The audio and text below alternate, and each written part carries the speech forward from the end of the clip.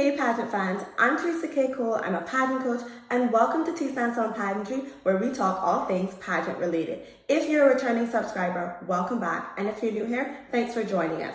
In this video, we're going to be recapping the Miss Universe Curacao 2023 competition. Now, I do want to say a huge shout out to one of my viewers who goes by the name Jay on Instagram for sending me the link to this competition. Without you, this video would not be possible. So thank you so much. I really enjoyed watching this competition. It was a lot of fun, and it kind of reminded me of the national pageants we have here in the Cayman Islands, just because we also have smaller number of contestants. So we don't really have 30 odd contestants like Miss Universe Philippines. We tend to have between 7 and 9 contestants any given year. So our pageant is quite small and very similar to Miss Universe Curacao.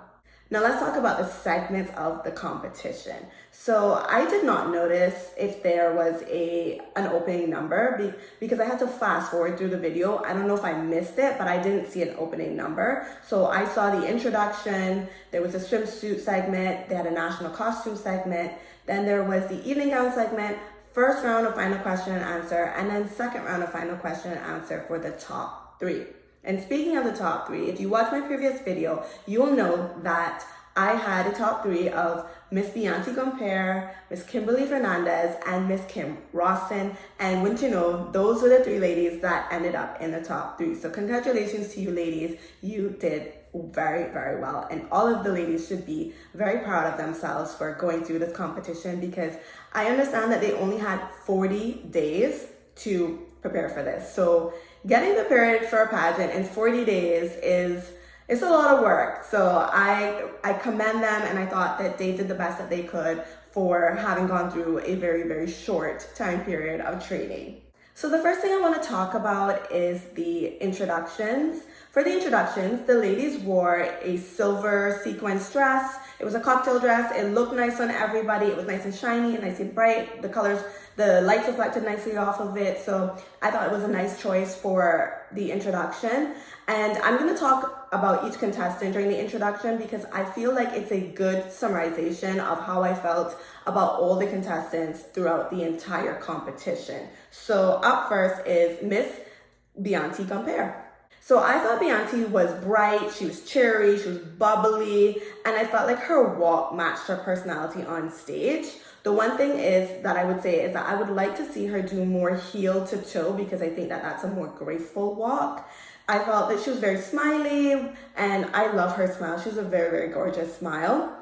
But I will say that I did feel that she was very one-dimensional, not just in the introduction, but pretty much throughout the whole competition. And when I say one-dimensional, what I mean is that we only saw one side of her. So instead of her giving us a variety of facial expressions, she kind of just stuck with that bubbly, cheery personality. We did see a little bit of sexy and sultry in the evening gown competition, which I'll get to later, but for most of the competition, it was just that bubbly, sweet, soft personality. So I just felt like she was just one-dimensional. And you know, that's the thing about Miss Universe. She doesn't just show us one side of her. She gives us multiple sides of her. So that would be something that I would like to see Bianchi work on for future competitions. Next, we had contestant number 2, Miss Kimberly Becker. I thought she looked happy and excited to be there, but ultimately I felt her excitement got the better of her, meaning that she didn't quite hold her composure while on stage, and it really showed in her walk. I felt like her arms were swinging kind of awkwardly, and she wasn't, walking with that one foot in front of the other, the typical walk that we like to see in pageants.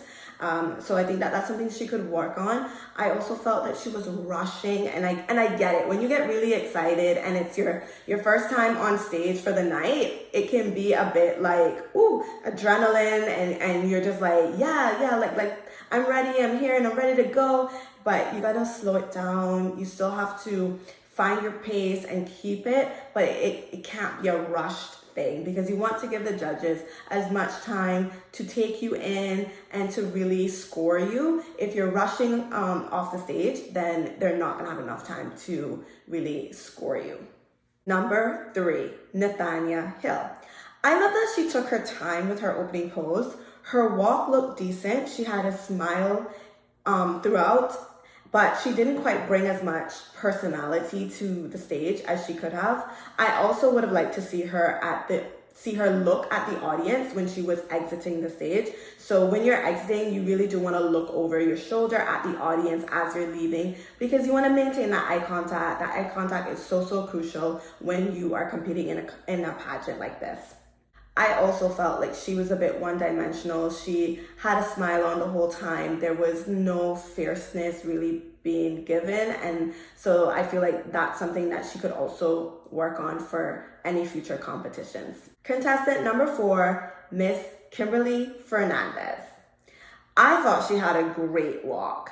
I felt like her pace was good. It wasn't rushed. I love how many poses she gave us. It really showed her confidence. It showed that she loved being on stage, but you know, she's coming from the Miss Grand system, so I expected nothing less than what she gave us here. And I loved her hair extensions. I felt like the blonde hair and the long hair, it really suited her, and it gave her that edge that she really needed, because I noticed in her headshot, she had, I guess I would call it brown hair. I don't know. I'm not very good at hair color, but I feel like it was brown hair, and it gave her a very soft vibe, a very girl next door vibe.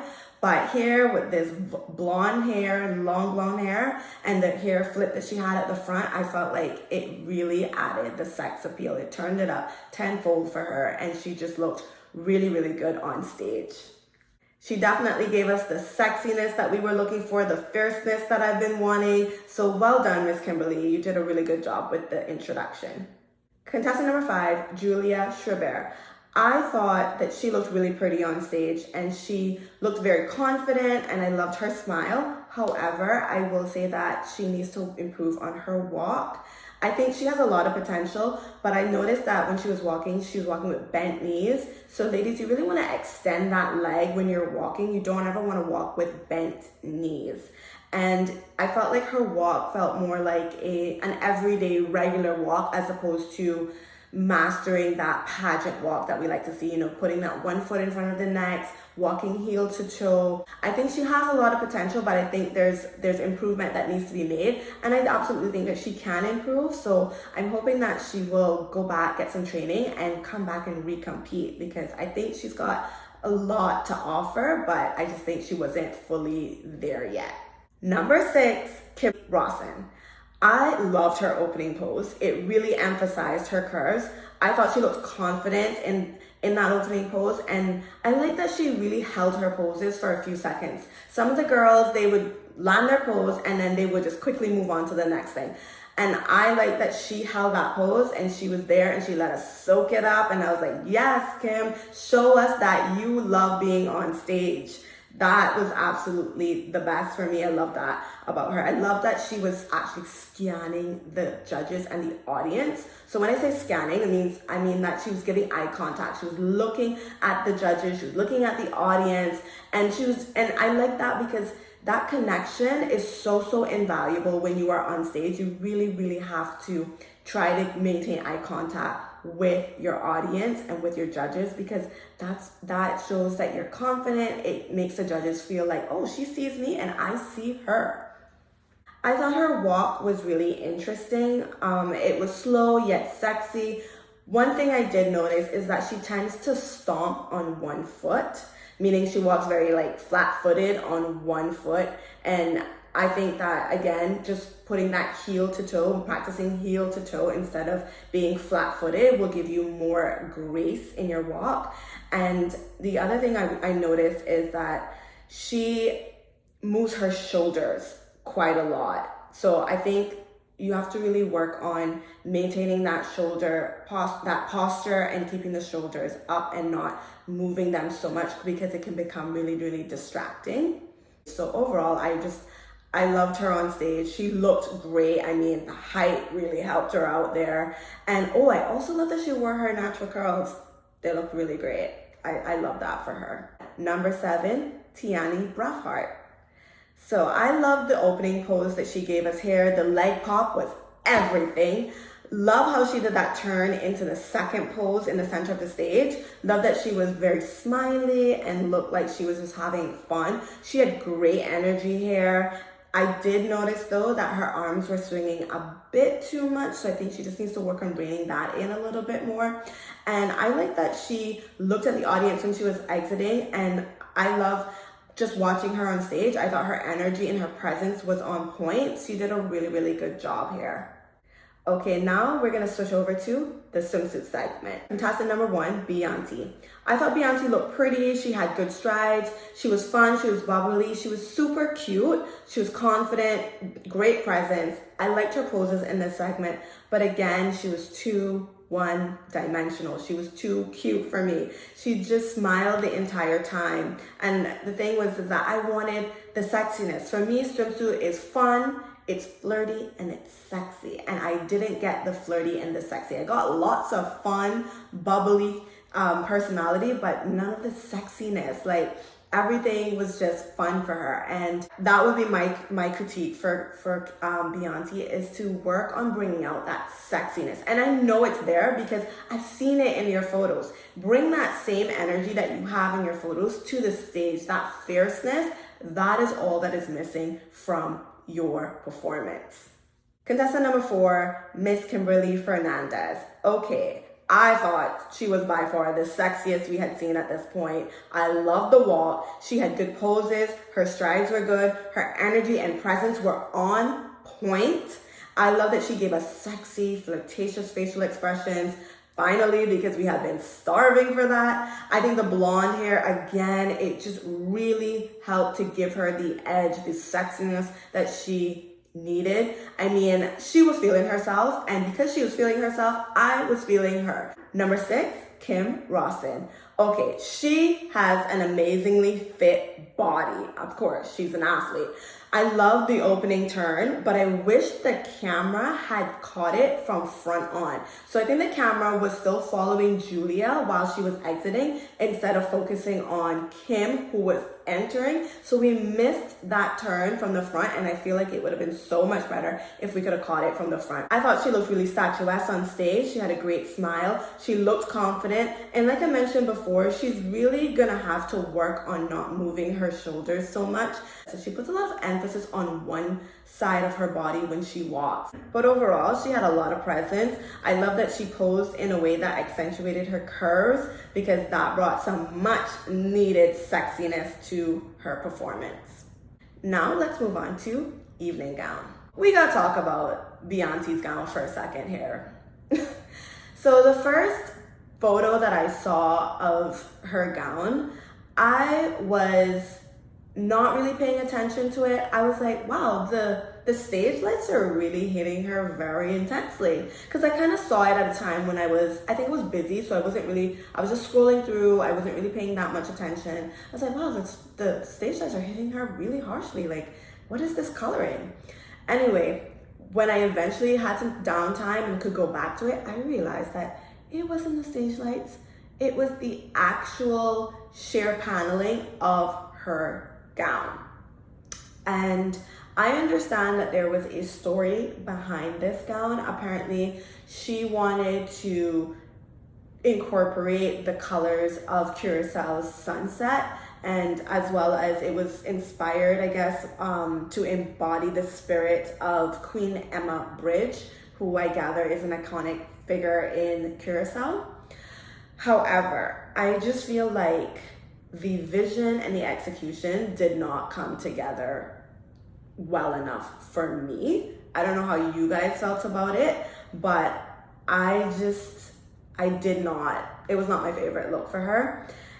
I feel like the gown is supposed to enhance your natural beauty or enhance your performance. And I think that anything outside of that can end up being a distraction. And for me, if I were judging this, her gown would absolutely be a major distraction from her performance, because I found myself thinking about, what are these colors of the mesh of this gown? I don't understand it. And as an experienced judge, I feel like what this would communicate to me is that she is a beginner pageant girl, because I have seen beginner pageant girls make similar mistakes to this, where they feel like they need to add something to their swimsuit, their evening gown, or whatever it is, to give meaning and substance to their performance. And while I can appreciate that in some sense, it's, to me, not necessary for every segment. You know, an evening gown can just be an evening gown. It doesn't need to have additional meaning or substance to it. And she wasn't the only one who had a story behind her gown, so I'm not sure if the direction from the Miss Curaçao Beauty Pageant Committee was that your dress had to have a meaning behind it. But I just think if you want to highlight specific colors, then buy a dress or make a gown that has those colors in the fabric already. Because the whole point of an illusion gown, like what she was wearing, is that sheer paneling needs to be the color of your skin complexion, so that the gown just looks like it's just stuck onto your body. That's the whole point of it. And I feel like that was taken away with these colors. It looked very, very distracting, and it felt very costumey. And this is the thing that I didn't really understand. I didn't really understand why we needed to add meaning to this dress, because there was a whole costume segment of the competition where you could have as much meaning and add as much colors that you wanted to that. So I would say if you were competing in a pageant that already has a costume design, a costume segment to it, leave that and let that be where all your meaning and love and pride comes from. And leave the evening gown for what it is, an evening gown competition. We just want to see you and how you perform. And I feel like this dress just completely took away from Beyonce's entire performance. But nevertheless, I thought the gown fit her to a T. It looked good on her body. She looked the sexiest we had seen her. We even got a little bit of a sexy, sultry facial expression from her. I do wish that this gown had a slit though, even if the slit was at the back, just to give her a little bit more mobility in this gown, because I could see that it was very restrictive. Number 4, Kimberly Fernandez. I thought she looked amazing in this dress. I really felt like this dress was on par with the Miss Universe system. Her walk was just okay here though. I felt like she had a stronger walk in swimsuit than she did in gown. I felt she could have been more sexy and more sultry, and I wanted her to hold her head up a bit more. It felt like she was holding her head down. So I just think she needs to lengthen that neck and hold it up a bit more. Contestant number 6, Kim Rawson. She had on a white gown with a high neckline and white gloves. She also wore a scarf around the neck. To me, I didn't really love this gown for a Miss Universe competition. It felt very conservative and almost a little bit old-fashioned. I think it was the gloves. It was giving Miss America in that sense. And when I first saw it, I was like, this doesn't really feel like it matches the Miss Universe competition. But I will say, I did like that she had an open back. I thought the sexiest part of her performance though was when she fanned out that scarf and let it fall to her side, and she brought her hands up on her hips. I thought that was very, very nice. I really wish that she had worn the dress without the scarf and the gloves, because I don't think that it didn't give Miss Universe vibes. Now we move on to the final question and answer segment. I do want to note that I thought it was interesting that the host actually told the contestants the topic of the question before actually reading the question. And I wasn't mad about that. I was like, oh, that's interesting. I feel like that would be something nice that could be implemented in Miss Universe and in other national pageants, just to kind of orient the contestant a little bit more, to say like, okay, this is the topic, so keep them on that path so they don't veer off. So one thing I noticed is that Curaçao doesn't give a time limit on how long you can speak. And I felt like this allowed the contestants to kind of ramble on. My national pageant doesn't do this as well. So no, not throwing shade at Curaçao at all. I think everybody needs to start implementing a time limit, because when you get to Miss Universe, you are not going to have all this time in the world to actually talk as long as you want to talk. So I think that's something that can be implemented. So Beyonce's question was, if you will be crowned Miss Universe Curacao, how will you use your platform or advocacy positively to impact and serve our young women in our country? And she answered, thank you for that question. First of all, it would be an honor to win this prestigious title. I believe that for winning this title, what would I do is I would want to empower, inspire, and motivate not only women, but everyone in the world by sharing my life story and my message. The Miss Universe Curacao platform offers the opportunity to connect with everyone, young, old, women, and men, all through love, kindness, and empathy. I believe it takes a confident woman, someone who can adapt and has a distinct level of empathy to win this title and to connect. And I believe and I know that I have this to use this platform to the best of my ability is to inspire and empower. So I think she did much better with answering this question, and I think she knew that, and she felt a lot more comfortable and confident with the delivery of this answer. And I do feel like she could have given a bit more of an eloquent answer, and I wish that her answer had a bit more substance to it. I feel like it was a little bit cliche. I feel like I've heard the same or similar things being said in an answer before, and I wanted to hear, she mentioned very briefly her life story, and I wish that she had elaborated on that, because those are the points that make your answer very unique to you. So just more elaboration on what her life story would be, and I think that would really draw the judges in and help her to get higher points. Next up to answer her question was Kim. Her question was, what do you believe is the biggest problem or issue facing your generation today, and why?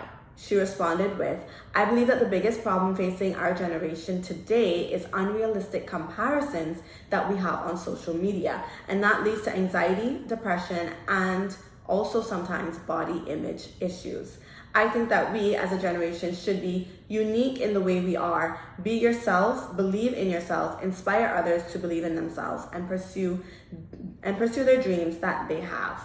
Right off the bat, I love this answer. It was short, it was sweet, it was to the point. I thought she nailed the question. She sounded confident. She went straight in for it. There was no hesitation. It wasn't long-winded. It just sounded like she really knew what she wanted to say, and she just went for it. It was overall a good answer, and yeah, this would have sealed the deal for me, absolutely, 110% that she would win. And the final contestant in the top three was Kimberly Fernandez, and her question was, if you were to be crowned Miss Universe, what, according to you, is the biggest way to promote women's empowerment? She responded with, thank you for that question. If I get the chance to win Miss Universe or Miss Curaçao, I get the chance to empower women. I would use myself as an example. I was diagnosed with CHD, and it was a difficult path for me, and I would love to use the platform to be the voice for others and showcase my abilities, and I would love to be there for one another in any difficult place, and to show them and to empower them, all women that are interested in the pageant world or beside the pageant world, that there is nothing that should be in your way to disturb you from reaching your goals, because everything is possible. Because if I'm standing here, you can do it too. So that is how I would empower every woman that is in need of empowerment. So my thoughts were that I appreciated that she shared her diagnosis with us, but you have to be careful when you're using acronyms, because not everyone will know what those acronyms mean. And I think if you are going to mention your diagnosis, that maybe you should kind of elaborate a little bit on what the diagnosis means, what it is, because not everyone may be familiar with that illness. So I think that would help to allow people a better insight into what you may be dealing with. And that's really where the inspiration, motivation comes from. Because if people understand more where you're coming from, if you have some kind of illness and you're sharing that with people, that's really, really where people will feel inspired by you. So that would just be my critique. And finally, the results were second runner-up, contestant number 4, Kimberly Fernandez. First runner-up, contestant number 1, Bianchi Compare. And the winner was Miss Kim Rawson. So, like I said, not surprised after watching the competition.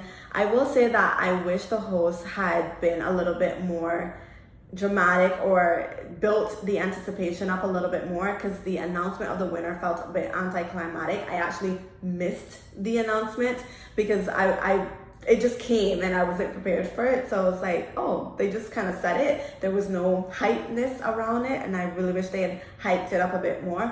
But overall, I enjoyed the show. I thought it was great. And thank you so much for tuning in, guys. This one was a good one, and I can't wait to follow Kim's journey to Miss Universe. Thank you guys for tuning in, and if you like this video, hit the like button, share it with a friend, be sure to subscribe and comment down below. Thank you guys so much, and until next time, I'll see you. Bye. Por Gabriela Dos Santos, top 5 del Miss Universo en el año 2022. Yo repito, habremos coronado esta noche a la nueva Miss Universo. Y repito, ojalá que así sea y quede de la mano de Miss Venezuela. Sí. To our Miss Universe Curacao 2023, Kim Rawson. Of course, congratulations to all the participants. There can be only one queen this evening. Ahí está, hermosa, inmaculada, recibiendo el aplauso de la gente, el cariño de su público, de su familia, de los fanáticos, de los seguidores. Nosotros aprovechamos para despedirnos, para agradecerles profundamente su cariño y la invitación, y prometo volver y aceptar esa magnífica invitación a pasar una